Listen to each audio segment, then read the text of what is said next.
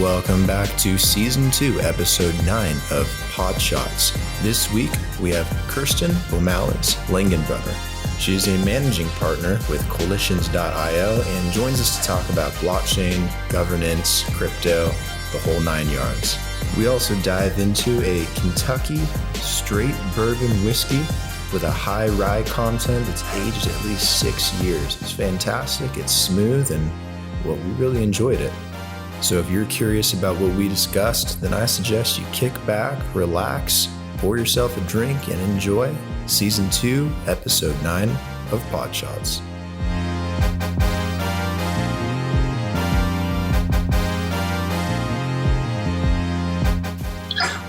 Yesterday we had a Johnny Walker Green label, which is actually really nice. So it's a different type of whiskey. It's a Scotch whiskey, and this is an American one, obviously. And I actually really tried this. I just had a one yesterday or a day before to see what it was like. It was nice, really nice. Oh yeah, like this is definitely my go-to drink. Okay, good, So good to hear that. All right, well, guys, welcome to the show. Cheers! Thanks for joining us. The clink. Clink.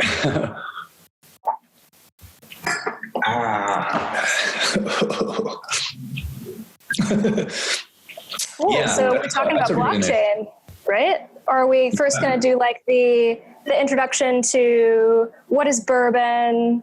Why should you prefer bourbon to other varieties of liquor? Would you like to do the introduction to bourbon? Well, hopefully I don't botch this, but bourbon is only bourbon if it's made in Kentucky. So Kentucky, for all of our international folks, is a state in the U.S., and it's south of Ohio, which is where I lived for a decent chunk of time before moving to D.C. So to say the least, I had a lot of bourbon while I was over in Ohio, right above the border of Kentucky, and got the chance to taste a lot of different varieties. They have everything from bourbon that's matured in like rum casks to flavored bourbon, which I'm not the biggest fan of, to your more classic, simple, traditional bourbon like the stuff that we're drinking here on this episode. So I honestly don't know as much about the history of bourbon as I would like to, but I hope that this is a prompt for our audience members out there to go and Google what is the history of bourbon so that you can educate yourself and learn why this is just the superior drink that you all need to be imbibing yourselves with. What's a flavored bourbon? You don't want to know. I mean, you know about like other flavored liqueurs like flavored vodka? Like an apple bourbon or a banana bourbon? Bourbon. Something, yeah, things of that nature. That's disgusting. It's already a very flavorful alcohol, so I don't really think that. I'm not the biggest fan of like fruity or sweet things, so I prefer just normal bourbon. Yeah, same here. Same here. Well, good It's intro. got a very sweet flavor compared to normal Scotch whiskey, so I like that. Oh yeah, spicy as well. Yeah. Sorry, Brennan, what were you going to say? I dived in there. No, I just said she did a great introduction. Yeah, I sold it totally. Like I was sold as well. It's like I'm so happy that I got this right now. Although this is like competing against like all of the other liqueurs that you featured on this episode prior, so hopefully I was convincing enough for the audience to go out and buy a container, because this episode is sponsored by the Bourbon Lobby of Kentucky. Just kidding. Well, we hope one day it will be. Yeah. That's our ultimate objective is to get deeply rooted into those institutions. Yeah.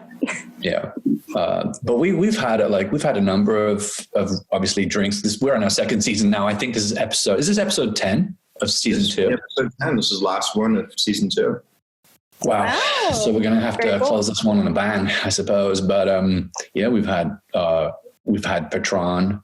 I mentioned we've had like Johnny Walker Green Label. We've had Monkey 47 Gin, which is so nice. I keep saying this because it's one of my favorites.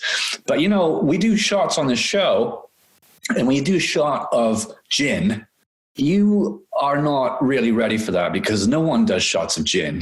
The flavor is particularly interesting. So it is better sipped over ice in a cocktail, for example. But yeah. I would say same with bourbon. I don't want to be shooting this bourbon per se. No. Yeah. It's for slow enjoyment. Yeah, disclaimer for season 3. Don't do this at home. Burns when it goes down. Yeah, it's a warm feeling. But yeah, we can talk about blockchain. We can talk about, I mean, there's obviously more than we can fit into this episode when it comes to. Oh yeah. So usually I'm very immersed in highly technical circles. So I'm going to have to take a step back and try to be very broad when explaining some of these concepts to your audience. But I guess just to give a baseline, Clement, as someone who claims to not be very well versed in blockchain, what do you know about blockchain technology? Well, you put me on the spot here. What I understand about blockchain is it's a new technology, or quite a relatively new technology, which is a way of kind of tracking transactions in a much more secure and safe and efficient way than what we've been, able to do in the past. So it can be applied to many different types of transactions. So, for example, cryptocurrencies is one of the major ones where obviously the exchange of money can be tracked in a ledger and it can't be corrupted, which is super, super exciting because we all know how corrupt things are when it comes to transactions of money. And it also can be used in events such as titles for homes. Food straight from the farm. You don't really know right now if they're not using blockchain, whether it's actually truly being produced in a certain way. So I remember reading things like that it can be applied to many different industries. And how did I do? You did a decent job. Yeah. You didn't have anything that was incorrect in those statements, although I can definitely flesh out some of the information for the audience. So you were saying that blockchain is more secure than traditional methods of data storage. So you have blockchain technology and you have distributed ledger technology. So distributed ledger technology is like the overarching group. Blockchain technology is like a subcategory of that. So I'll give like an introduction to distributed ledger technology first. So distributed ledger technology, imagine you have, your normal everyday company. They store transaction information in a traditional database. That database is just living on someone's server somewhere. So this is not particularly secure. This is not particularly able to be well preserved. If, say, you lose access to that server, or you have it stored in a couple of servers, and the building burns down. Just lots of problems with lost data in scenarios like that. So distributed ledger technology allows you to, distribute that data or copies of that data across many, many, many computers. So, for example, if we're talking about distributed file storage, then you would have the encrypted information for a specific file distributed across very many servers, and those servers are maintained by individuals, and those who maintain the servers are given rewards, almost always in the form of tokens for that blockchain ecosystem. So that's a very high-level example of distributed ledger technology. There can be distributed ledger technology used for private ecosystems to facilitate intercompany transactions. So, for example, a lot of the enterprise applications, a lot of the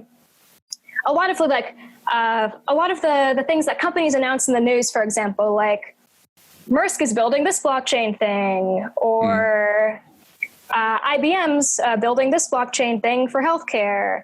All of these partners are involved. So most of those projects are all not exactly distributed. They're not, or they're not as decentralized as say the blockchain that we would understand from the Bitcoin ecosystem, for example. So a lot of the corporate applications of blockchain technology are leveraging that distributed ledger technology, like I described earlier, but they're just using it within a closed ecosystem. And then you also have people that are, building more decentralized systems, all of, or many of the cryptocurrencies that we hear about, at least in Brandon and my circles. I don't know if everyone's hearing about these cryptocurrencies, but most people know about Bitcoin at least. So Bitcoin would be a very decentralized example of, leveraging DLT technology to facilitate transactions. So does that all make sense so far? Totally. I mean, obviously, if Brandon was to respond, it would be yes. And for me, I can safely say, yes, it does make sense. Obviously, I have so many questions about, all of this, but let me ask you this: how did you get involved with this? Was this always something? Because I'm assuming you went to university to learn about something specific. Was it to do with blockchain, or did you just kind of like find yourself getting into this over time? Yeah. So I went to university for linguistics, and I worked in politics then after that for about 5 years. And while I was in politics, I worked on a bunch of different software startups because I'm just the kind of person to be dabbling in a million different things. And eventually I moved over to the software space full time. And that was around the time when EOS.io mainnet was launching. So EOS.io is a specific blockchain ecosystem, or rather a specific protocol. But so long story short, while I was working on all of these startups, I was always doing a lot of analysis into, okay, well, what are the tools that we could use to build the things that we want to build? And one of the things that I came across in my just general market research was Ethereum. And I was like, wait a minute, I've known about cryptocurrencies for a while. These are just coins. These are just tokens that you can, exchange with people. It's like a currency. But when I found out that you could actually build stuff, like you could build software ecosystems on Ethereum, that's what made me really delve into the technical applications of decentralized ledger technology. And what were you looking to build with it? I mean, because you said you were looking for technology to build things. What kind of things were you thinking of building? So at that point, I was working for a software company that was building it. It was essentially like a data aggregator, but there were a lot of technical problems that we came across when it came to storing and organizing the data. And when it came down to it, blockchain ended up not really being the right thing for us to, build with. But it still opened my eyes just through the research that I was doing. I ended up being like, okay, well, this technology isn't going to be useful for, my use case. So I'll set it aside and go research it later on my personal time, which I did. And after that, I was like, whoa, this is I think this is the emerging tech that is going to be fueling the future. So that turned into a passion that eventually led to me just doing a bunch of volunteer stuff in the blockchain world for a couple years. And then I moved over to consulting in the space maybe 2-3 years after that. So, yeah. Right. So, and now what are you involved with these days? Yeah. So I run a firm called Coalitions.io that helps blockchain and software companies connect with business partners. So generally business to business partnerships. So that looks like everything from joint ventures to consortium development to international partnerships to enter new markets, things like that. Just connecting two parties who have a mutual interest in collaborating to either launch something new, promote something existing, things of that nature. And additionally, my firm also collaborates with a couple of other players in the blockchain governance space to provide advising on blockchain governance. So blockchain governance is like super duper niche. So I could get into the weeds on what that is, but the other thing worth mentioning is for the past almost a year or so, I've been working under the IEEE on a working group that's creating standards for blockchain governance.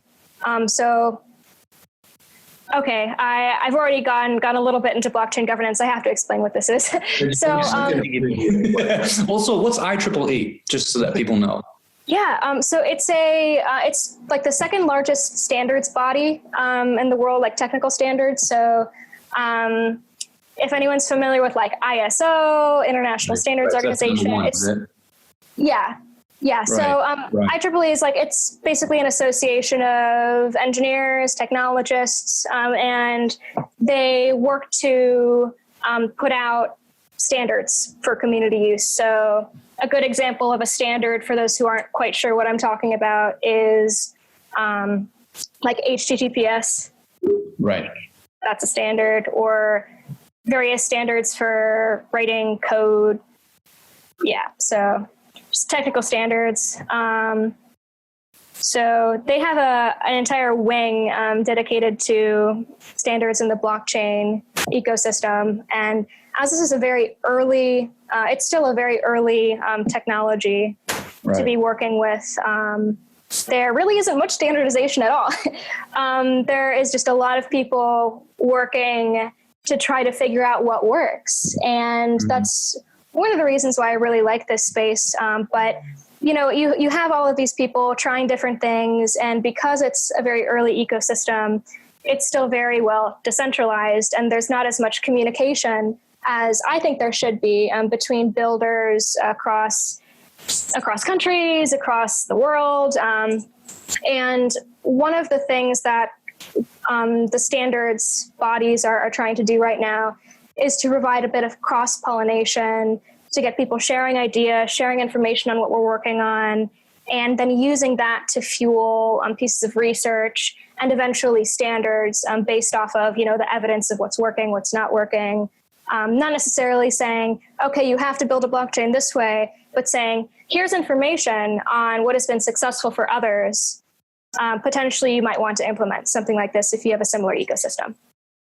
Where did blockchain come from? Like, it just seems like it came out of nowhere, but was there actually like someone who helped to build this, or just, you know, create the first blockchain, you know, technology? Because I all of a sudden everyone was just hearing about it. And I mean, my carry-on question, which I'll ask you after that, is something to do with the implementation of it. But where did this come from? Yes. So the underlying technology has been around for decades, but the first time that it was like, I guess, came into prominence was through the launch of Bitcoin. So Bitcoin was the first, like, you know, it's not the first like real world implementation of this technology, but it's definitely like when people started hearing about it, when people started using it. So Brandon, when did Bitcoin launch again? 2000. Well, the paper for it came out in like 2008, and then Bitcoin launched in, was it December or January 2019, something like that. So Satoshi, this guy, this Japanese dude, his parent, or his alias is behind it, right? Yeah, some guy, girl, group, alien, who knows, Bitcoin, and kind of just left us with it. Once it was built, he kind of disappeared. No one's really heard from him again. And that's actually not quite true. There has been some communication with Satoshi. Really? Or from, not with, but from. So vaguely remembering this was like, okay, this is like, I don't know if we should talk about this because this is super niche, but there's this one like fork of Bitcoin that Craig Wright, Brandon, that Craig Wright created. So there are lots of people that like claim they're Satoshi. No one really knows if they're Satoshi or not, but long story short, and I might get portions of this wrong, so people don't beat me up if I don't have the entire story correctly. But my summary of the last word from Satoshi was basically in this lawsuit that Craig Wright, who claimed he was Satoshi, was having with some other folks. Craig Wright claimed that he had access to these crypto wallets that were the wallets of Satoshi. And then it came out that those wallets like signed a transaction saying that Craig Wright's like not Satoshi, basically. So yeah, that's like crypto pop culture news stuff. I'm not like super duper into that space, so probably got portions of that wrong. I'm more into like the applications of the technology, but yeah, that's I can imagine there's like layers to this where you can just go down the rabbit hole and yeah, 100%. Yeah, there's a little bit of a cult following when it comes to Bitcoin. I'm not quite sure, if Craig Wright is Satoshi. I really don't think he is. And I mean, who knows if Satoshi's been communicating with anyone since then. But it's pretty interesting how, tight knit that kind of community is for so long, and how devoted they are. I sometimes refer to people that, support Bitcoin as religious zealots, because they're just like completely anti-dollar, anti-government, anti-globalization in a lot of ways. Why do you think that is? Because they have an opportunity to kind of, naysay everything that has had problems for so long. Well, Bitcoin came out right after the financial recession, like during the financial recession. So a lot of people have, taken to Bitcoin almost symbolically as a way out of the system, a way out of the banking system, a way out of centralized governance in terms of, the way we live, the way governments run society. I think some people have kind of just taken that image. And, I think that's also given it a lot of popularity. It's given it a lot of value over time, and is why people also buy it. I mean, Bitcoin obviously has many use cases as a currency, but I think a lot of people see the symbolic value behind Bitcoin as well. Kirsten, you might be able to talk a little bit about it too. So first, I have a slight follow-up for you, Brandon. What did you mean by you think that the Bitcoin, we'll just call them Bitcoin maximalists for ease of use, are anti-globalism? Because I don't really see that, but maybe we're defining globalism differently. Well, I see globalism as a global centralized rule over society. Okay. But I mean, if we're talking about globalism as, a global decentralized system over society, then that's completely different. And in my point of view, I just see globalism as, having one, world government, having one centralized body that's dictating everything to everybody. But in terms of how Bitcoin works in globalism, Bitcoin's decentralized. So it's a completely different scenario if, Bitcoin becomes like the go-to currency, or blockchain the go-to way to, operate a society. Globalism from a centralized perspective. Okay, got it. So in that case, we're in agreement. I was just defining globalism differently. So, do you think we're heading towards globalism as you've defined it, Brandon, in terms of a one world government? I think we have been for a long time. And I would agree with that. Take the euro as an example. The Eurosphere was an idea that dates back as early as World War II. And today you have a group of countries that come together under similar laws, a similar currency, a similar standard, a similar banking system. And that's something that the world is slowly coming closer towards. But I mean, there's also a lot of pushback towards that. Not everyone wants to be under a centralized system. Not everyone wants to be under one system. Left the European Union. So, there you go. I mean, things are still happening which counteract that. But do you think it would be catastrophic to have a one world government?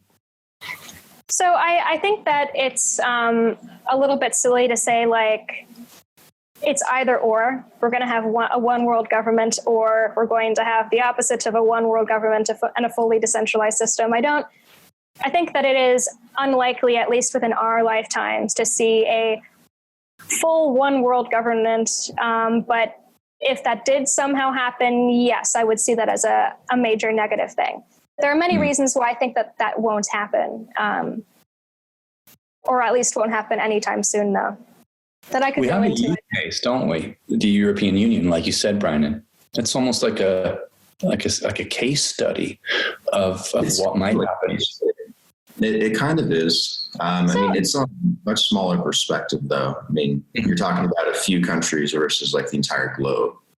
So it's hard to get an idea of how that would work in global trade across countries all over the world with completely different cultures, completely different people, with completely different religions. I don't think it's a successful case study, but it kind of is on a small scale. Yeah. Although I would say that the best example of, I guess, what aspects of current global culture are closest to a one world government are just some of the regulatory bodies that are operating on an international basis that have gotten commitments from a bunch of different nations, so that they have commitments of most nations or majority of powerful nations. And there are a couple of bodies specifically in like financial services and like fraud. I can't think of their names off the top of my head. So you're not referring to the IMF, you're not referring to the World Trade Organization or anything like that. This is something else. So yeah, this is something else. Okay, let me do some quick Googling and see if I could find the name of this body. They handle like regulations relating to like terrorist financing and stuff like that. However, they've expanded their touch quite a bit over their duration of being around. So now it's more of just a general financial regulatory body, but uno momento, chat amongst yourselves and I'll figure out what this body is. Yeah, well, the way that I understand blockchain as being super important for our future is that it actually works to decentralize. So that's moving away from globalism. And that's interesting because, I want to say something real quick. Yeah. I want to say something real quick. So it's very common to have like those two definitions of globalism. So I think like we should probably use different words for what we're talking about. So let's use the New World Order versus New World Order versus global decentralized society. That way people can be clear. We're not like arguing against like multiculturalism or like talking to people from other countries or free trade or anything. Not arguing against that. We're arguing against New World Order. We are pro global decentralized communist endeavor right now. Is there like an actual word for that though that separates a centralized view of globalism from a more decentralized view of globalism? So, I don't know. Should we create a word? I think we should create a word. Okay. Before doing any research prior, we should totally just create two different words. Okay. Anyone have any words to offer? Centralized globalization we'll call the one world order. And okay. And then the decentralized one we can call ideas. Well, look, I mean, the way that I'm bringing up a sci-fi reference here because I feel yes. brought up. But if you've ever watched Star Trek and you understand like what the Federation, United Federation of Planets is, it's literally the humans, right? It's humanity actually it's got aliens in it too. But anyway, what I'm trying to say is the Earth has somehow come together to be like a one connected society, which then branches out into space.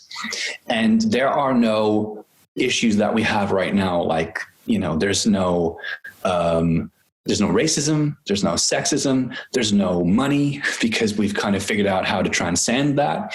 And I think that that's a for me at least, that That's an interesting concept that I would be really excited to find out if it could actually be done, But there's something that I feel, and I know we're kind of branching out here, but there's something that I feel I'm not comfortable with when it comes to the new world order, if we're going to call it that. And that is, we haven't figured out how to remove that aspect of humanity, which is greed, power hungry people. Fascism somehow seems to rear its ugly head when we least expect it. And I think you can look at the current situation globally and see this popping up ever so easily now. We've got a lot of fascist actions happening in government, and it's kind of worrying. So I don't think we'll ever. I just don't think we'll ever get rid of that, and therefore I'm very much a proponent of decentralization. What do you think about what I just said? Do you think we'll ever get to the point where we have a functioning one world government, which is actually in everyone's best interest? So what you described is like a utopia of sorts, where everyone is just harmonious and everyone is like cared for by the government and no one ever has to have any worries. Is that a good impression of like what you outlined, or am I taking it in a slightly different direction? Just so I can have I think so. I mean, okay. You could look at the United Federation plans as a socialist kind of state. I guess maybe if money doesn't exist, then it has to be in a way. Yeah. So, you said you don't believe that could ever exist, or you're feeling like it probably could never exist because of fascist tendencies of humans, tendencies for greed and the seeking of power. I believe that we'll call it socialist paradise couldn't exist because of a different reason, a better reason, or I guess a more positive okay, you can reason. My reason. My reasons are there to be bettered. Yeah. So I don't think that is possible because humans naturally, for our entire evolutionary life cycle, have wanted to strive for more. Most humans want to improve their own lives. Most people want to improve the lives of their families. And that creates a drive for progress, a drive for more. And I don't think that drive could be shut down. I don't think that it can be placated. And if you have a system where everyone's just cared for, everyone's supposed to be happy, I think that will, we've seen scenarios where that has caused a lot more harm than good. That's my brief libertarian vision of that, but. And just to touch on that too, those are things that kind of make us human. Like if you look at fear, greed, lust, desire, and all those things that are fairly chemical based in the brain, it's be very difficult to take that away from a human. So acknowledging the fact that that's always going to exist to a degree, having a utopia is very, very unlikely because there's always going to be an actor that's going to want to break that utopia. There's always going to be an actor that's going to go against that utopia, or that's going to want. Or even just people that are discontent, but not malevolent, that will go and try to arbitrage the utopia. Yeah, a lot of people think a utopia wouldn't be a utopia at all because it'd be too boring. If you lived a perfect life. That's what I feel. I would have no business being alive at that point. Right. That's true. I would have to agree with you. It does seem like quite a boring scenario. We need challenge, right? We need to have something to try to fix, to try to better ourselves with. And there's a lot of drama seekers out there. So those people would find it challenging.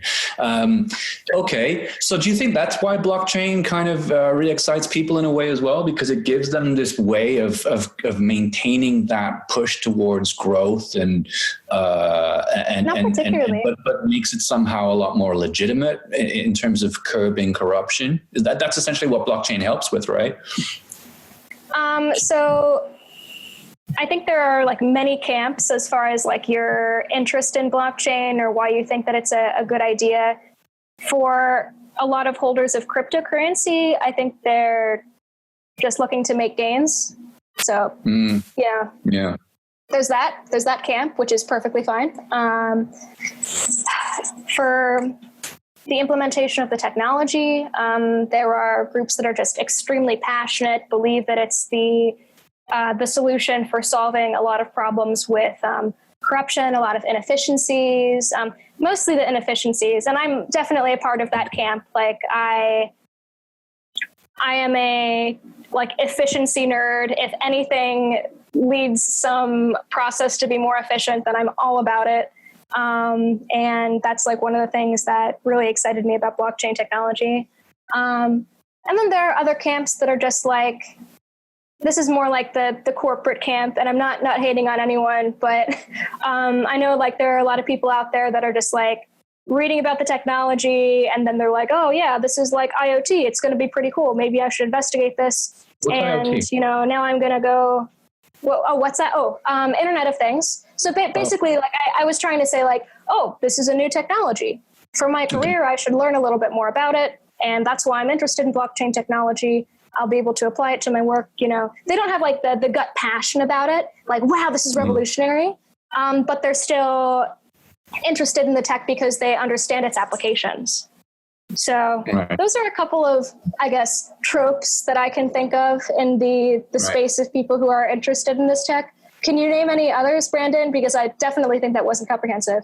The interesting thing about blockchain as a technology is it can really be used in just about every industry. There's a creative way to use it, apply it, because blockchain has become a really great tool to build on and to use to solve problems. So any industry you can think of, there's probably a use for blockchain that can make things more efficient, that can make things more secure or better in a lot of different ways. And obviously there's the trading aspect of it. There are people that like to speculate on the different cryptocurrencies out there. And then there are the people that are looking for places to store value. And there's the ongoing debate whether or not Bitcoin is, an asset or actually money.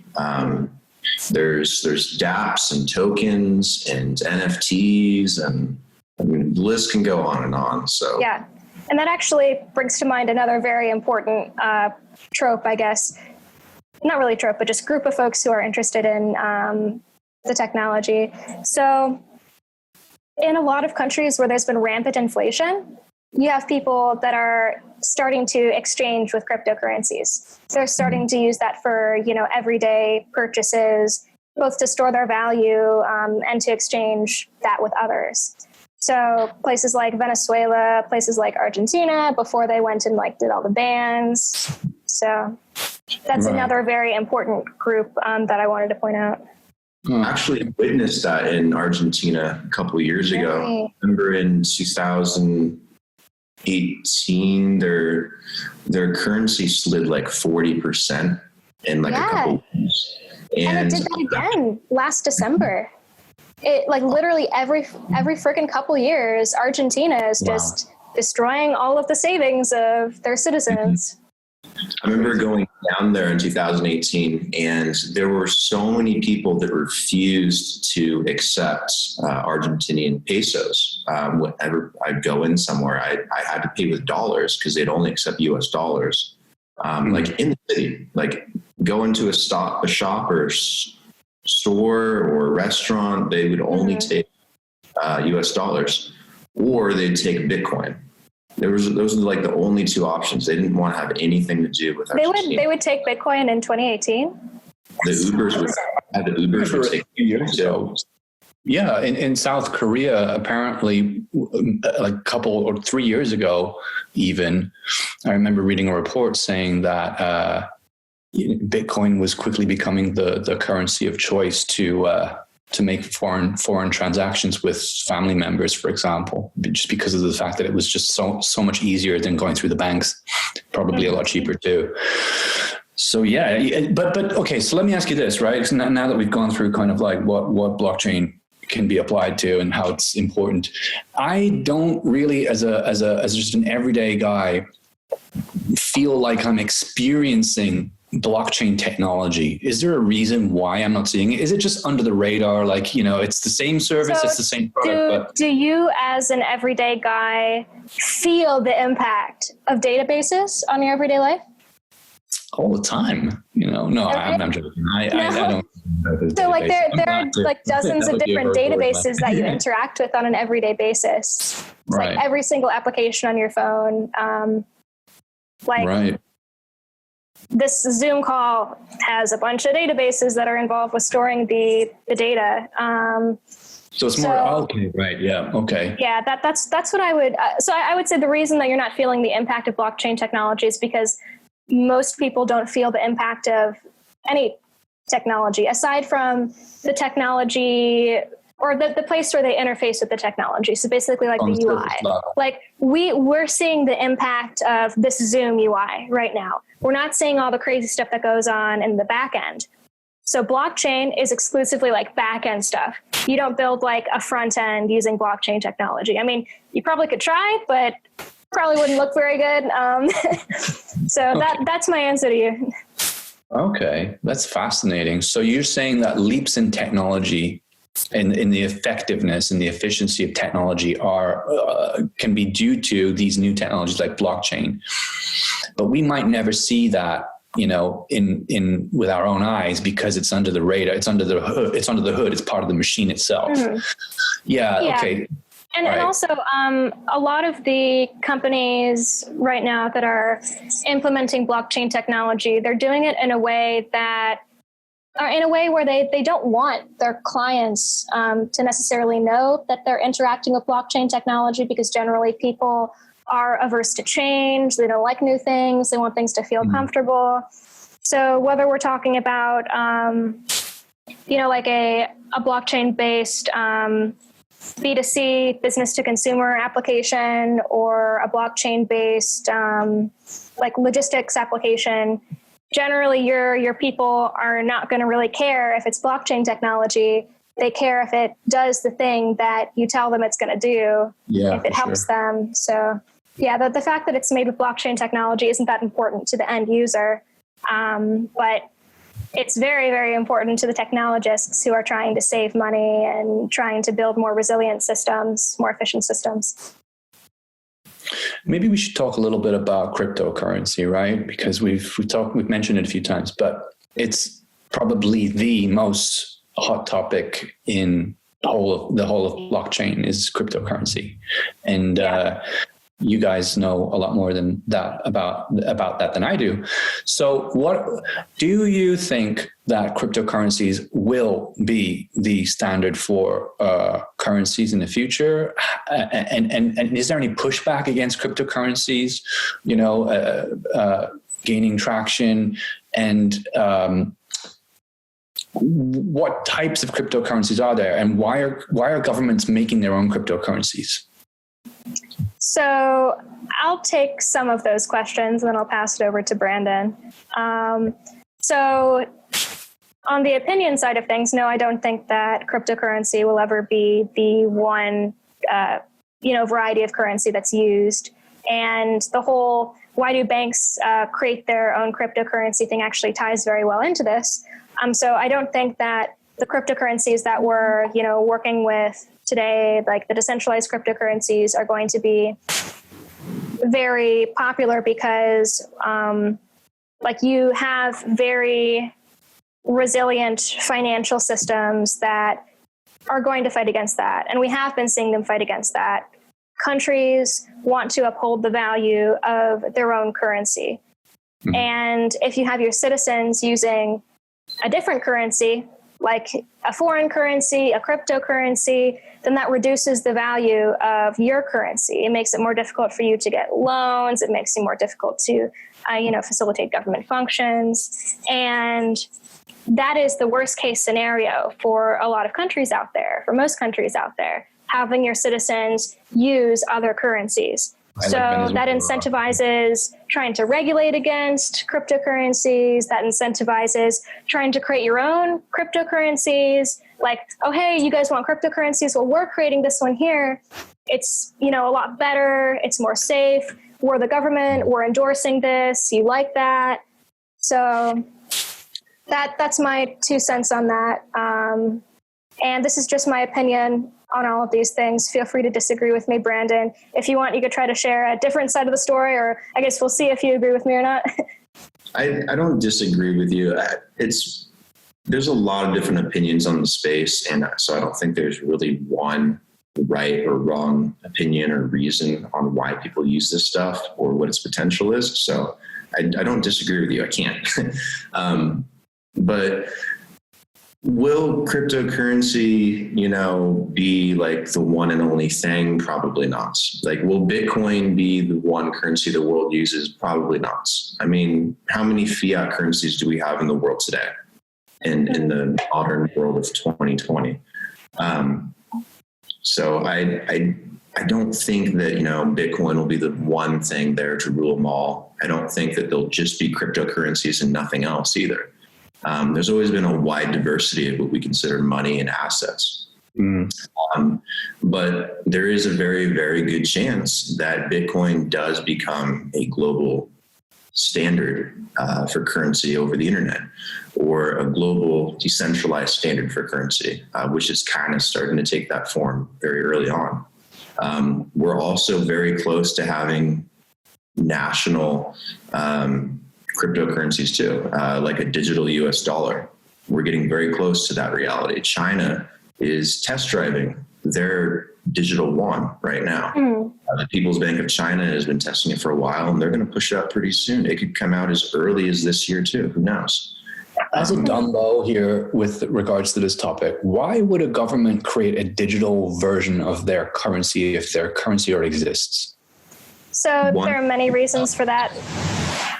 Do you want to handle that, Brandon? Okay. So first of all, it allows greater transparency on how the currency is used. So right now, if you have your citizens interacting with a cash-based system or even card-based, you're not necessarily getting the full picture of how they're using their money. Therefore, you have to, have more resilient systems for money laundering protection and stuff like that. So first reason would be that.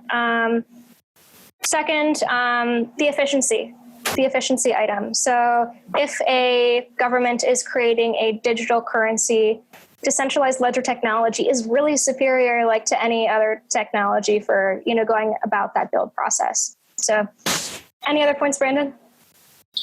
Yeah, having a centralized digital currency controlled by the state, they can put incredible capital controls on your money that way.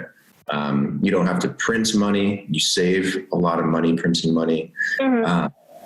You essentially have a ledger, if you really want it, a ledger of every transaction for every citizen in the country, if you wanted to set it up that way, which I imagine China does. And greater ability for sanctions enforcement, stuff like that. Yeah. Exactly. Remittance controls. It's probably not going to be fun for a lot of Chinese people if they are forced to use a digital yuan, is my guess. So does it work in the best interest of the government as well, because it's easier to track these kinds of transactions and what people are using their money for, et cetera? So I believe all of the points we just gave were in the best interest of the government. Right. I don't think we actually mentioned any that were in the best interest of the citizen per se. Right.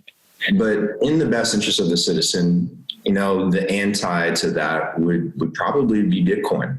Bitcoin is in the best interest of the citizen. Bitcoin gives the citizen control of their value, sovereignty over their own money, their own wallet. So when you look at a centralized digital currency like the digital yuan, for example, or the digital dollar in the future, Bitcoin is like the anti-version of that.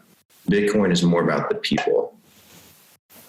Yeah. Okay. Gotcha. That makes sense. Bitcoin is exactly the opposite of that. Perhaps more like Monero, because Bitcoin still has the traceability aspects to it. So you can still enforce things like, money laundering control and whatnot based on following different addresses on Bitcoin, because it's transparent, people. It's not actually all closed off. You can literally read the ledger.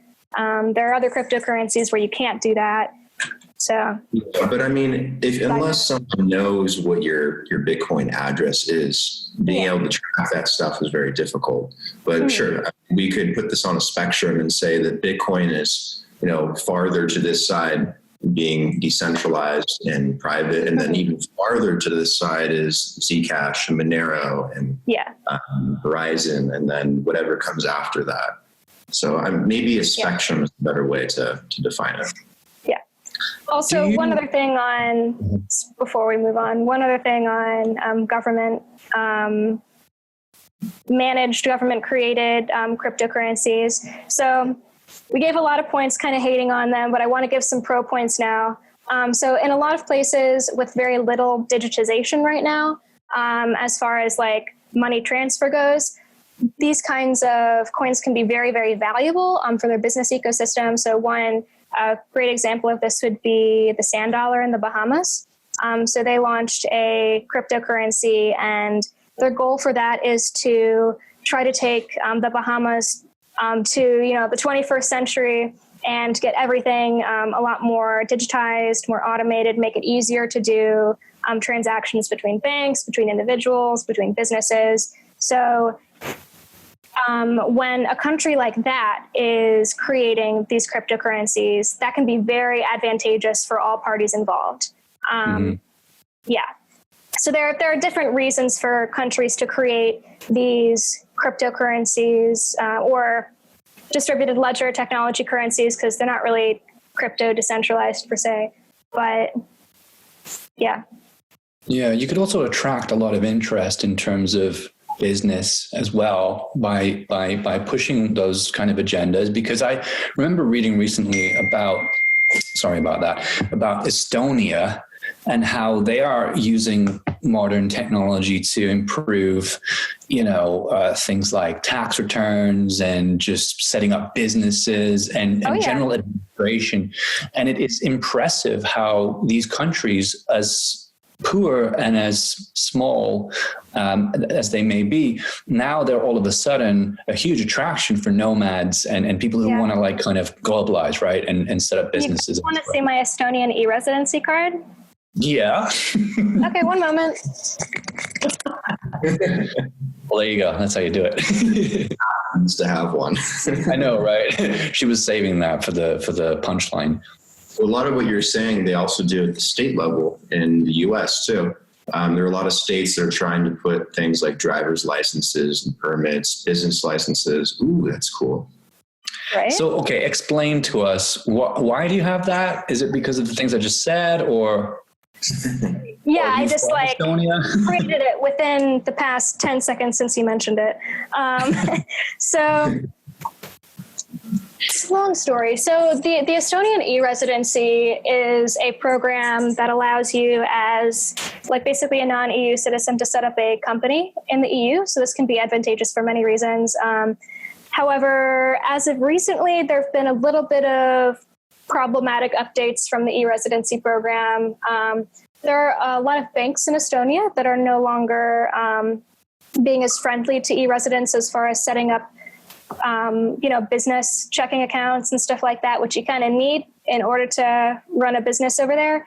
So I would say it's not as valuable as it was when I initially applied for it, but basically my husband and I applied for it like over Christmas or something as like a gift to ourselves. And we were like, yeah, we'll totally use this someday.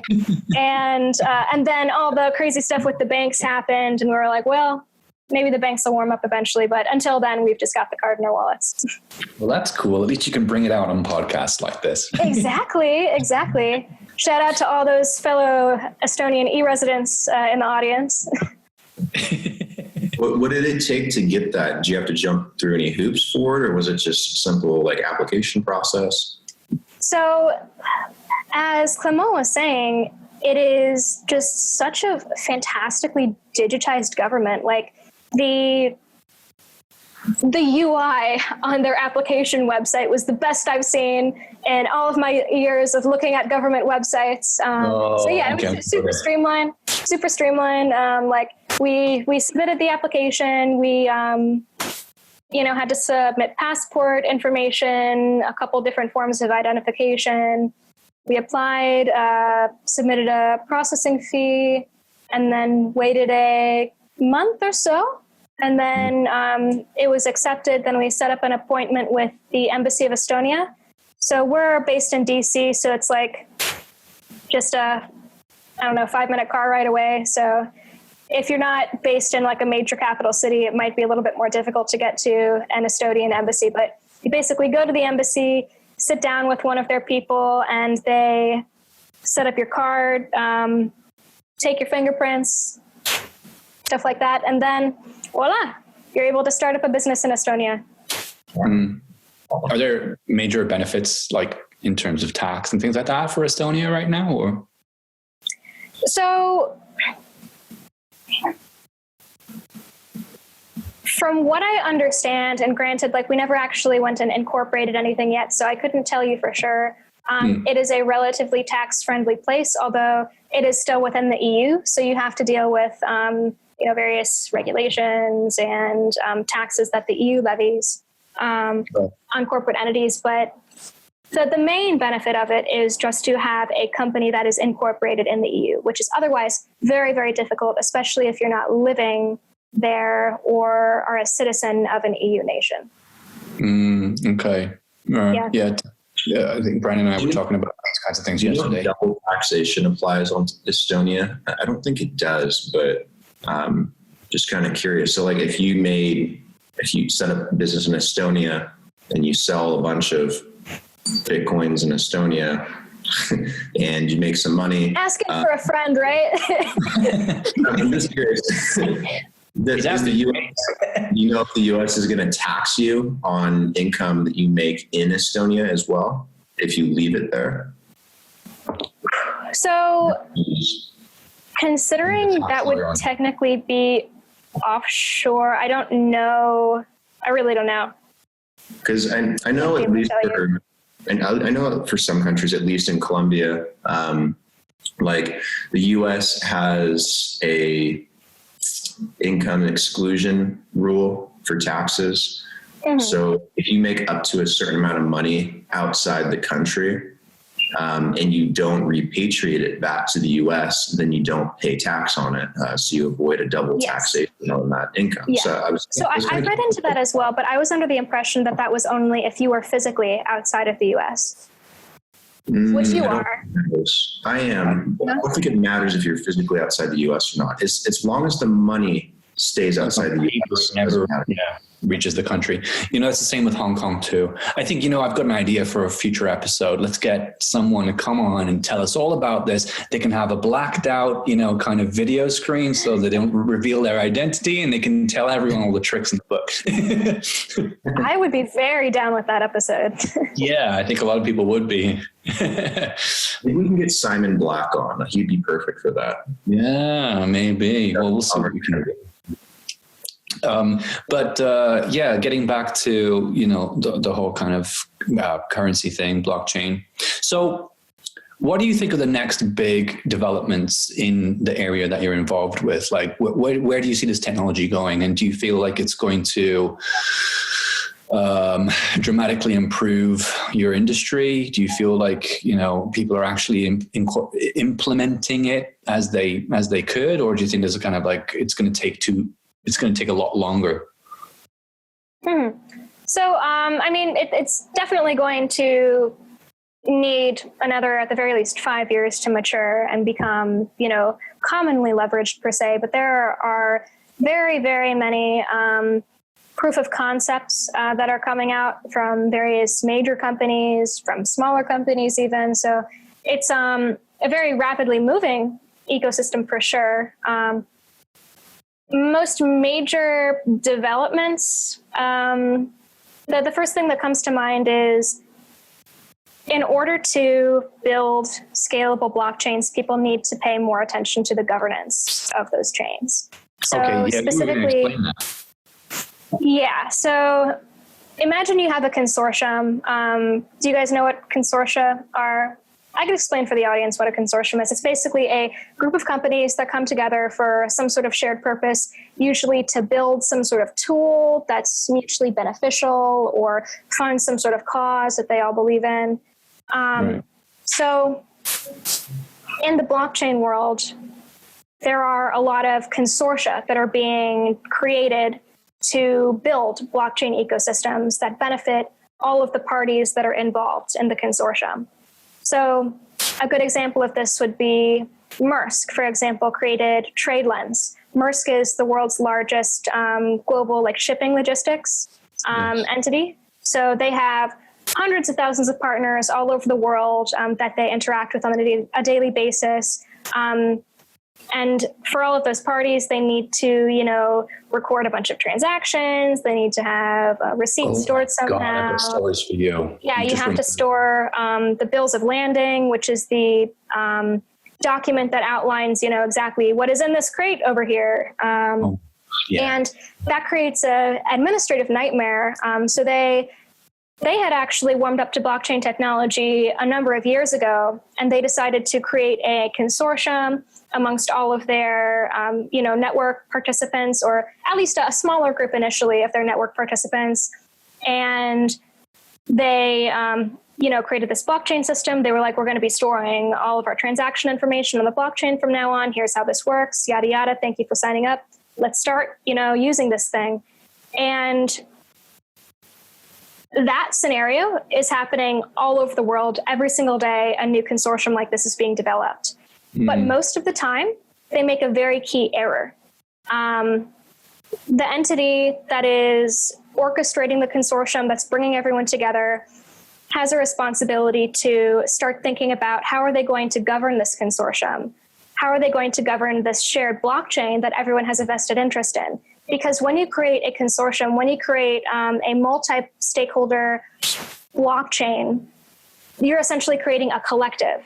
And collectives need to make decisions because you don't have one person who gets to say, okay, we're going to change this technical element. We're going to change that technical element. You have to be able to work together in a mutually agreeable way to come to a decision that everyone is okay with making.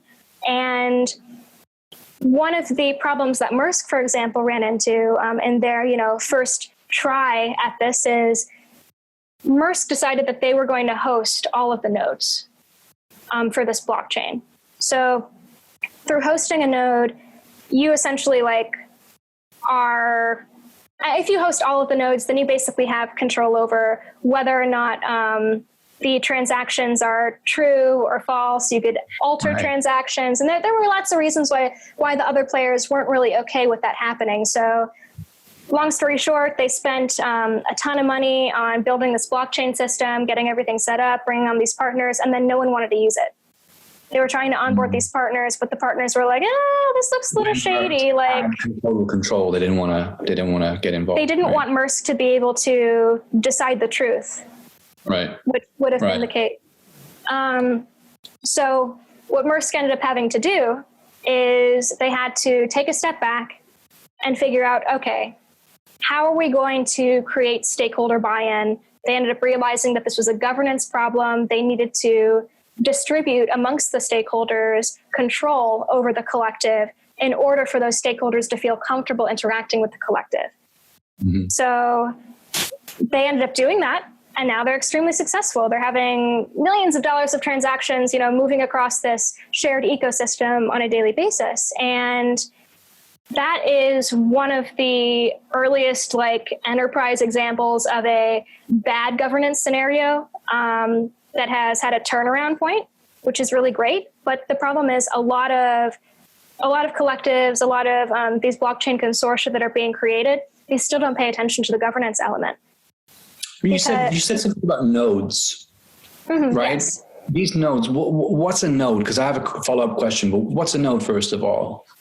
Yeah. So I'll explain this with a example in Bitcoin, and then an example in the private ecosystem. So with Bitcoin, you have people all over the world that have a server, just a computer that's running the Bitcoin software, essentially. And that node is or this computer that's running the software is validating transactions. And you have a bunch of these all over the world. And as long as a certain number of those nodes say, yeah, that transaction's correct, then, the transaction can go through and it's, appended to the blockchain, and it is forever immutable, and is shown as correct. So in the private scenario, you have essentially the same thing going on, only you have oftentimes nodes hosted by the individuals who are, or the companies who are interacting with this collective ecosystem. So sometimes you have companies that don't really want to host their own nodes, so they farm it out to like a third party, but the best setups, the most successful setups have, generally speaking, had control over node running be delegated to the various members, or at least like elected members, if you have a very large number. Sure. So does that answer your question? It does. Yeah, it does. And thank you for that, because I think not many people understood what a node was, and I didn't actually either. Yeah, if there's ever something I mentioned that's not easy to understand, just let me know. Here's my question for you. Cryptocurrencies require a blockchain technology to run on, right? Mm-hmm. And there are these nodes involved, correct? To help to distribute the information, or, kind of hold it. Basically just to facilitate the validation of transactions. Now, if a government, this is not correct. If a government creates their own cryptocurrency, how does that work in terms of who has ownership of these nodes? Because you talked about governance policy and things like that. What's good and what's bad. That is when it's all owned by the same interest. Yeah. What's stopping countries from actually fucking with their own cryptocurrencies? I mean, that you kind of like almost answered your own question. Like it's a government owned cryptocurrency. So the government's in most scenarios going to be hosting all of the nodes. Mm-hmm. So. Right. So I think, that's pretty much all I have to say on that. I mean, there are probably some governments out there that are going to try to, delegate node ownership to, say, key banks or other key private partners, who knows?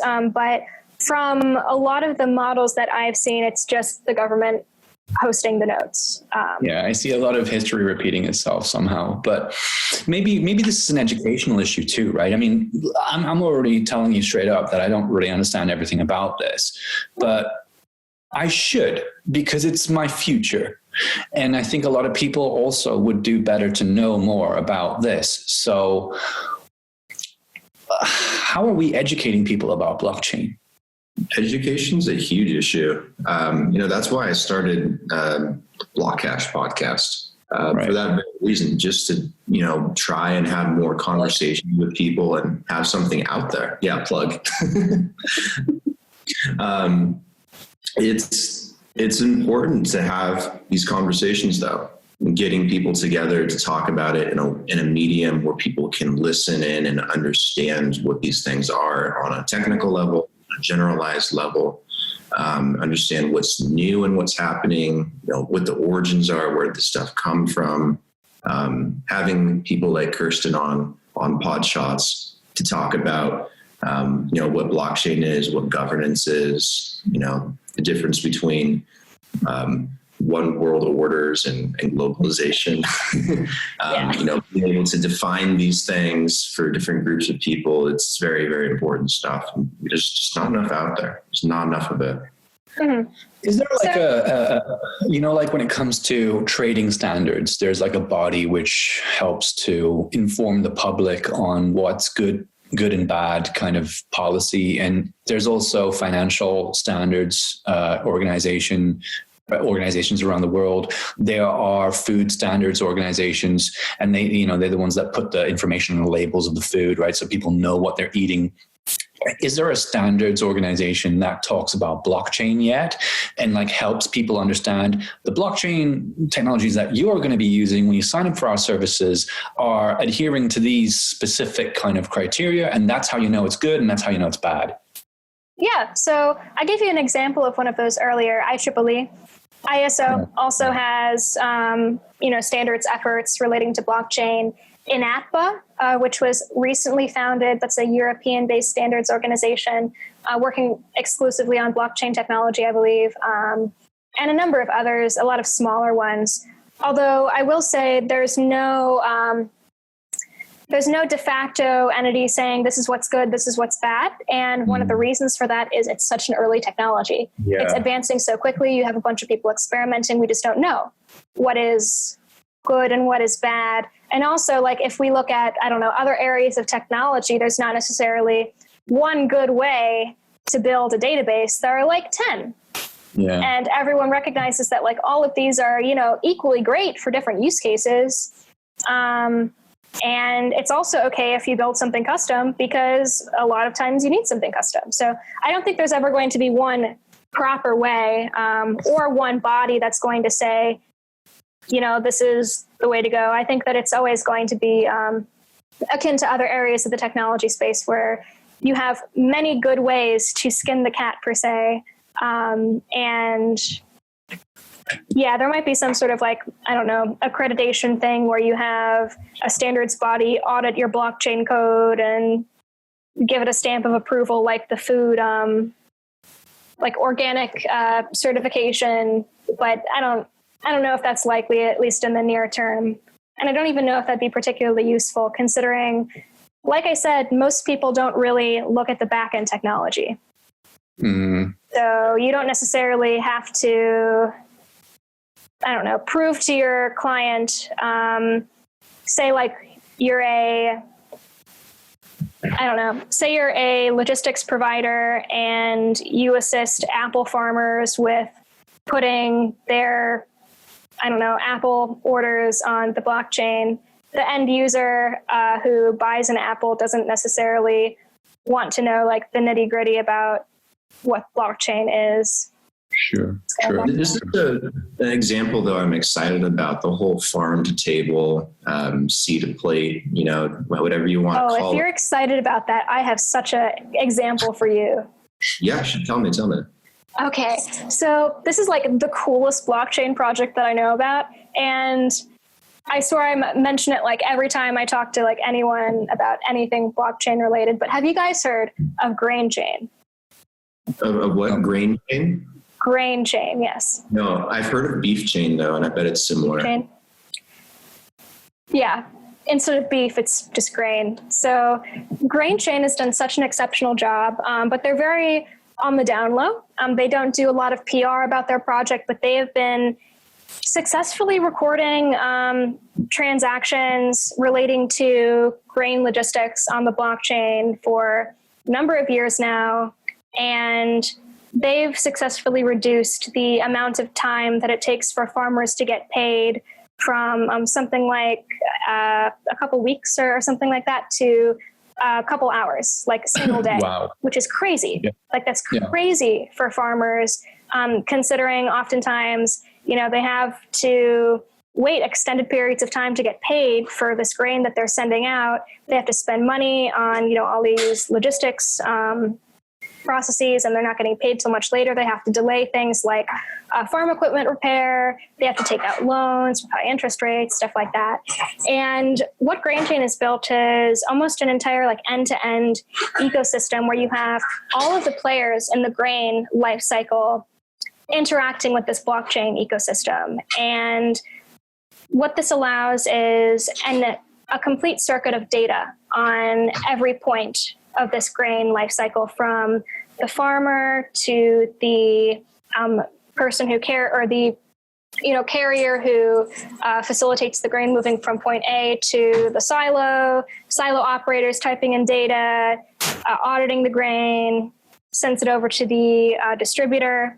And with this full set of data, they have the ability now to provide this information to groups like financiers, to insurance providers, who have now a lot more accurate data to be able to provide most of the time more cheap rates on insurance and financing and stuff like that. Oh my God. Yeah. Yes. This sounds like I know a bunch of guys who started a finance company in the Philippines when I lived there. And they helped small businesses to get loans on purchase orders for huge, for stock that they didn't have, they couldn't afford. This kind of technology could rapidly improve that service by just giving the financier the information they need. I know. That's amazing. Yeah. And like the coolest thing is like, do you know anything about like actuarial science? No.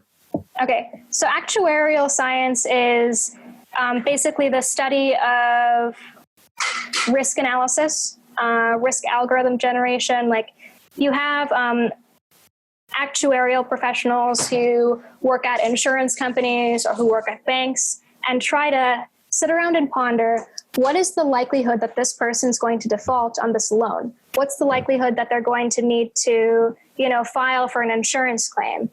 And what they do is they plug in all of the information they have into these actuarial algorithms. If they have a lot of unknowns, that usually results in a higher rate. If they have a lesser number of unknowns, then they're going to be providing an accurate rate, which is oftentimes less. So it's not only like, yay, they get more data, but it's like they have a more full picture of what this farmer's work looks like. They know that they can actually predict, when this farmer is going to be able to produce the next round of grain and the next round of grain and when they're going to get paid for it.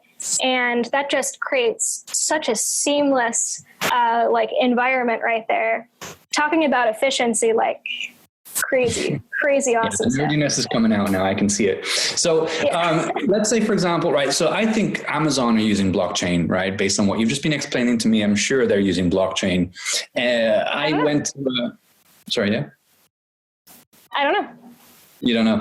Well, I went to give a return. An item that I got didn't fit me. So I requested a return. They gave me the label. They told me to go to a drop-off point, which is basically just an independent store that offers the returns service for Amazon. And I scanned my QR code, put the label on the box, gave it to the clerk, and then in about 20 minutes, I got a message from Amazon on my app saying I've been refunded. And I was like, whoa, that's fast. Yeah. I don't know, is that blockchain or do you not? I mean, that's not necessarily. Not necessarily blockchain technology. I mean, for all we know, it might be, but there's no real way to tell. Amazon in general has a lot of money, so they are, on the cutting edge of many things. So even if they weren't using blockchain technology, they probably could still facilitate, the process that you just outlined pretty quickly. Although Amazon does have a blockchain as a service platform where they essentially help you build a blockchain. Really? And host your nodes and stuff. Yeah, they're actually a couple of companies that have that. For Wait, folks is that AWS? They offer it through AWS? Yeah, through AWS. Yeah. Oh, I didn't know that. Okay, yeah, now I get it. Okay, great. No, that makes sense. Heck, even Salesforce has a blockchain-based system similar to that, where they store the data and leverage some sort of blockchain technology. So yeah, that's fascinating. God, there's so many applications for it. There was a story I had about Maersk, by the way, not necessarily Maersk, but just the shipping industry in general. Yeah. I heard from someone who used to work in customs that when a freight carrier arrives, the customs can go in, and what normally happens is they will tell you are only able to dock here if you give us something. So their staff will go on, customs officers, they'll look around, they'll pick out a motorcycle or something, or, stuff like that. They'll take it and then they'll say, okay, cool, you're fine. You can go ahead. I think that's such a shocking thing to hear that happens, but hopefully technology like that can try to curb a lot of the corruption that happens. Because I can imagine you'll know exactly who took it, right? You'll where it got taken. I don't know. I've used freight before. Actually, this coincides with what we're talking about. I had a mining operation for a couple of years in Oregon. One of the first ones in Oregon too. because Oregon was one of the few states that was last to be tapped for power, because Oregon had really cheap rates where I lived. And then a bunch of them started popping up around the same time I did it. But I had a mining op for a little while, and I had a buddy in Texas who wanted to buy some of them from me because I was trying to phase out of it, and I didn't know how to ship like 50 different miners to Texas from Oregon, because I couldn't just take them to the post office. And those so are I delicate too. I know, and they're delicate. So I had to call a freight company, and they came out. We packed everything up in a giant truck and everything. And I met the driver, and then he starts slapping on QR codes onto all the boxes and scanning the QR codes. And then after he left, about 15, 25 minutes later, I get like email updates on exactly where it was, exactly where it was in transit, when it'd be there, awesome. Exactly when it was delivered. And they weren't using blockchain, but I mean, you know, the technology and being able to use QR codes and be able to have that person. They were just scanning QR codes at every stop, basically, of the journey.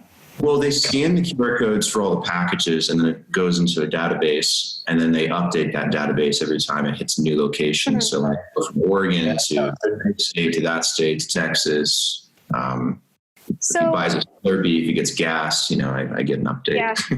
So the QR code thing has actually been that's actually been implemented in logistics for quite a number of years. The University of Auburn, I can't recall what state it's in, but somewhere in the Midwest, is currently working on a kind of a project at the intersection of the QR code usage and blockchain technology. So they're essentially creating little micro consortia with a couple of different partners that are already doing, I guess, trade with each other. So for example, they would have a company like Kmart and then a specific shoe provider or something like that.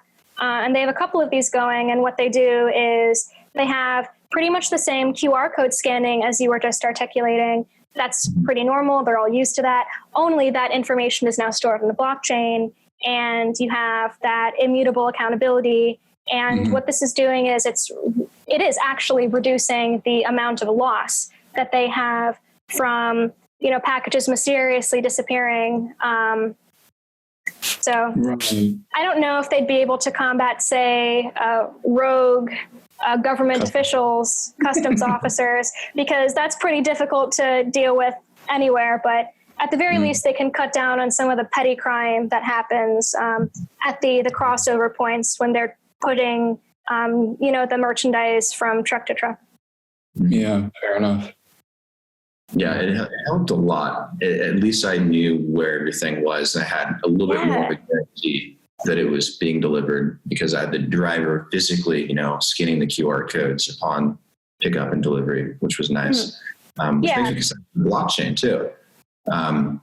You know, being able to implement a very similar aspect to blockchain and timestamp, and be able to figure out where things are in a supply chain, especially food, which is what I'm really excited about. Being able to know that my food that was treated a certain way or actually came from a certain source, or is not actually past expiry or didn't get extra chemicals put into it. Like being able to have certain guarantees in the process. And then, you know, from the farmer's perspective too, the farmer's going to make more money. You know, also trying to eliminate the people in the middle and be more direct. The farmer makes a lot more money and doesn't get screwed. You get a better deal on your food or drink or whatever it is. So I'm very excited in the food industry for blockchain to be implemented. 100%. It's possible that COVID has actually accelerated all of that process, because we have a financial crisis on our hands, and an economic crisis. And so, you know, this kind of technology could really improve small businesses in terms of how they're able to keep and acquire new customers, and then save money on top of that, like you said. So I'm actually really excited now that I know specifically more for the grain chain example. Right. I do know that their team has seen like a major uptick in interest in their platform after the whole crisis. I did a podcast interviewing them, you know, in the midst of the crisis, maybe a couple months ago. And they were like, yeah, like super crazy busy. Like everything's doing really great. We're trying to help a lot of people now, but like, oh man, like we didn't think that this would be happening this year. So it's definitely, but the whole crisis has definitely had a positive impact on a decent number of companies in the blockchain space. Like for example, there are a decent number of like blockchain, like fintech type companies that are helping, say like banks, automate their transactions, automate things like KYC. And these guys are doing great because you can no longer just walk into a bank and, have a dozen customers go and, hand you their card and their other card and facilitate all of these checks that a lot of these banks are still doing manually. So being able to facilitate like identity management and proof that you are who you are, that's been a very big thing that blockchain has been used for in the financial industry. And that's definitely booming right now because there's just a lot less person-to-person, in-person interaction that can happen on a reasonable scale now. So Interesting. So, okay, I think we've gone through a lot. And for anyone who was listening that didn't know much about blockchain in the beginning, they probably have a much better idea. I know I have. How can people find you if they want to know more about you or get in contact? How can they find you online? Yeah, I'd say LinkedIn is probably the best place. Just search Kirsten Pomales Langenbrunner. You could probably find that in the show notes or something like that. Yeah, sure. Let's have another drink, guys. We didn't really kind of have a communal shot throughout the entire show, apart from the beginning. So it's okay. We'll take a big swig. It's customary to send off the show in a proper form. Indeed. Let's do it. Cheers. Thank you, Kirsten. Cheers. Absolutely. To blockchain technology and the future. Yeah.